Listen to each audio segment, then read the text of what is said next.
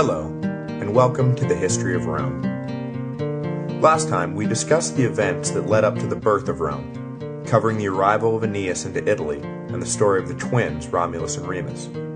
Today we will cover the remainder of Romulus's life, his questionable morality, and his ultimate disappearance from the world of men. After Romulus founded the city, it became apparent that he would need to attract settlers in order to ensure its survival.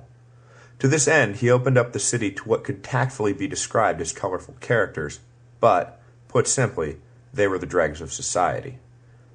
Fugitives, escaped slaves, debtors, and criminals all flocked to the new town to start fresh, and Romulus welcomed them with open arms.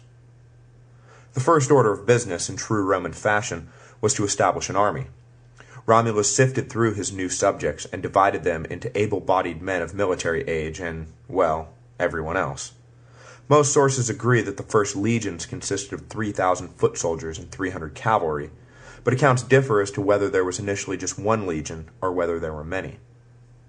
Soldiers in those days had to equip themselves, so only well-to-do citizens could enlist, with the richest citizens serving in the cavalry because they were the only ones who could afford horses.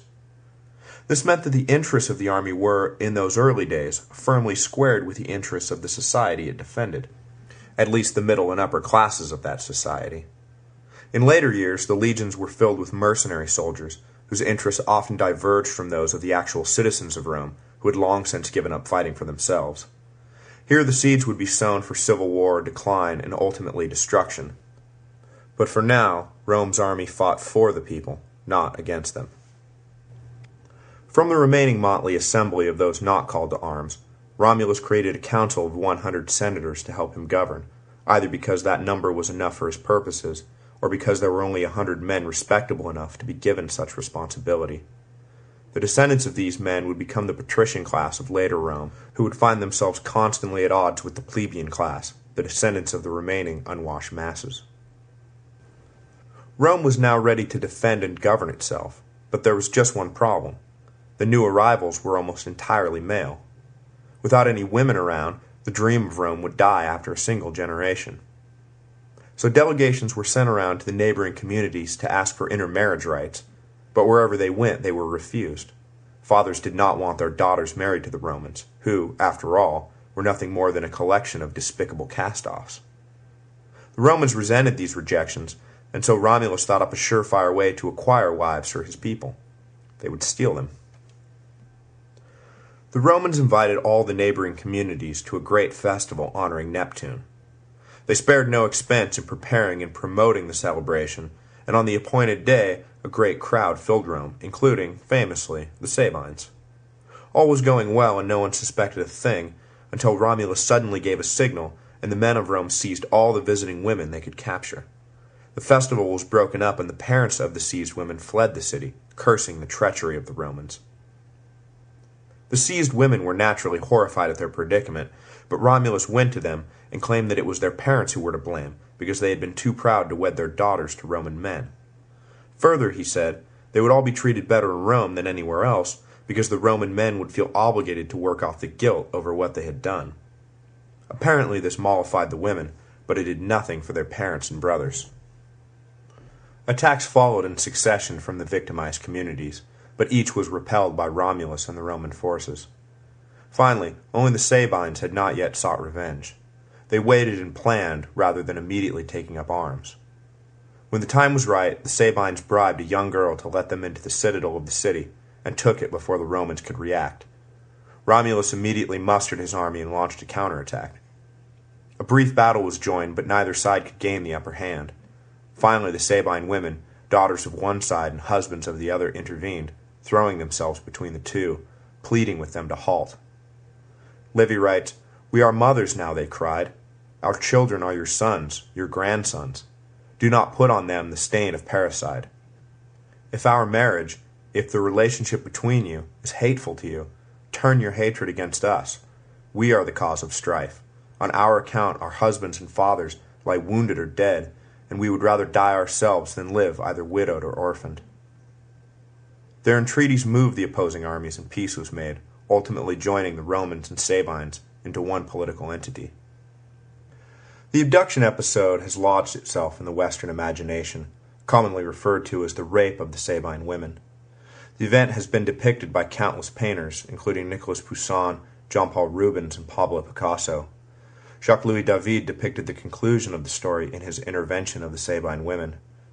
Anyone who has read Watership Down will remember that the entire second half of the book is taken up with an adventure to secure female rabbits for the new warren, no doubt taking its inspiration from the Roman example, although in that case Hazel and his followers were far more ethical in their solution.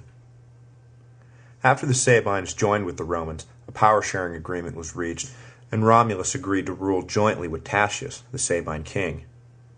The newly integrated citizens of the city were divided into 3 tribes, the first being made of Romans, the second Sabines, and the third the remaining population, mostly of Etruscan origin. 100 leading Sabines were then added to the Senate, doubling its size. Leadership thus established, Romulus formed the first great citizen assembly, the Comita Curiata. To do so, he divided the tribes further into 10 curiae, naming each one after an abducted Sabine woman, to honor them for their role in the peacemaking. Each curiae cast 1 collective vote, making for 30 total, and the assembly was tasked with electing various magistrates and enacting routine laws. Thus the original political constitution was settled. The kings reigned supreme, but, from the beginning, both aristocrats and commoners were involved in the legislative and judicial functions of state. It was at this point as well that the legions doubled in size to approximately 6,000 men, a number that would stand for the remainder of the empire. The power-sharing agreement with Tatius lasted all of 5 years. The Sabine king, for whatever reason, assaulted some envoys from Lavinium, and when he later arrived in that city for routine religious services, he was set upon by a mob and killed. Romulus, not seeking war with Lavinia, and no doubt secretly welcoming the death of his rival, did nothing to avenge the death of his co-ruler. The Sabines were outraged, but fear of Romulus's power and his apparently divine mission held their tongues. Romulus now reigned supreme once again. For the next 40 years, the Romans fought continuously against hostile neighbors, usually Etruscan cities in the north. By the time of Romulus's death, he had made the Romans a power to be reckoned with. The details of his passing confirm his status as a mythological figure. One day, seated on the throne, he was reviewing his troops and a storm kicked up. Thunder clapped, and Romulus was enveloped by a cloud. When the storm dissipated, the throne was empty, and Romulus was gone. The senators who stood beside him searched, but no trace of Romulus was ever found. Livy notes that Romulus was always more popular with the people than he was with the Senate, and that it is entirely possible he was murdered by the senators who stood beside him. I find it part of Livy's charm that he would go out of his way to offer a more plausible explanation for the death of such an obviously fictitious character. The life of Romulus is a convenient myth. Who founded Rome? Romulus. Where does the name come from? Romulus. Who organized the legions? Romulus. Who divided up the tribes, organized the Senate, and began the citizens' assembly? Romulus, Romulus, Romulus. It is possible that the stories grew from the life of a real person, but most likely Romulus was created out of necessity to answer questions later Romans had about their own past. It seems comically naive of the Romans to believe that so much could be owed to a single man, but when we look at our own almost religious veneration of George Washington, it begins to make sense. In 500 years, will historians be reporting that George Washington was born of a cherry tree, and had wooden teeth to prove it, that he flew over the Delaware River, defeated the British Army, and designed the Constitution all by himself? It seems crazy, but as time goes by, the subtleties of actual events are compressed into small digestible units. Horatio Gates has already been pushed from the collective consciousness and is known only to historians, but it was his victory at Saratoga, not Washington's, that led the French to support the revolution and thus ensure its success. That story, though, is too complicated. Most Americans don't even know how critical French involvement was, let alone that Washington had little to do with securing it. Washington beat the British. That is the story of the American Revolution. As the years pass, will the name of Madison be lost? Hamilton?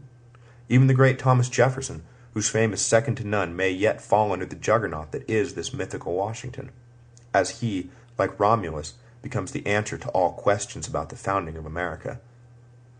Countless hands working patiently over years no doubt transformed Rome from a collection of shepherds into a regional power, but their names have been lost and their deeds have been rolled into the biography of a single mythical man. The early days of Rome stand in stark contrast to its later greatness. To say that the mighty empire came from humble roots would be a gross understatement and entirely misleading. I've always found it odd that more was not done to alter the details of Rome's unsavory beginnings. Founded by a man who killed his own brother and was raised by a whore, the city's initial inhabitants were thieves, crooks, and beggars. Such an unappealing lot that they could not find a single woman who would have them, they resorted to kidnapping. To protect their ill-gotten wives, they then proceeded to make war on their new in-laws. There was not a single sympathetic figure in the whole bunch. You almost find yourself rooting for the Etruscans to put this rabble down and restore some decency to the world. But alas, the Romans were strong and would not be conquered, even if they were total bastards. And this is the moral of Rome's birth. The Romans won and grew and thrived, not because they were right or good or moral or God's chosen people, but because they were strong and knew how to win in battle. Might may not make right, but it will make 1,000-year civilization. Join me next time as we discuss Romulus's successors to the throne, Rome's religious awakening, and how the kings were finally run out of town. A transcript of this podcast and additional information can be found, as always, at thehistoryofrome.blogspot.com.